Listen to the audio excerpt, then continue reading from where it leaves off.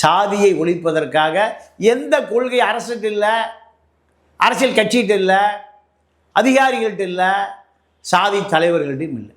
தமிழ்நாட்டில் தான் கல்வி அறிவு போதிக்கப்படவில்லை. சாதி நீங்கள் ஸ்கூல்லிங்க நாகர்கோயிலில் பள்ளி மாணவன் தாக்கப்படுறான். நீங்கள் ஒரு கயிறு கட்டுவது சாதியினுடைய அடையாளம். தன்னுடைய சாதி பெண்ணை இன்னொரு மாணவன் பேசினால் அருவாள் வெட்டு. எங்கே நாகர்கோயில் நடந்த ஒரு பையனை வெட்டி விட்டாங்களே, இது அவனுக்கு கூட விருது கொடுத்தாங்க அந்த பையனுக்கு.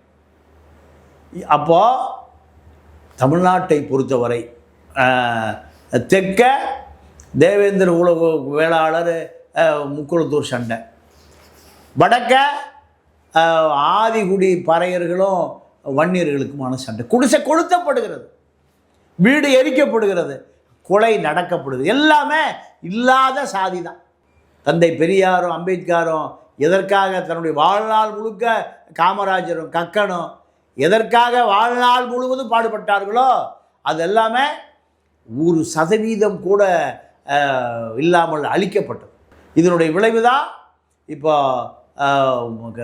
கெவின் கொல்லப்படுகிறான், சுர்ஜித் சிறைக்கு போகிறான்.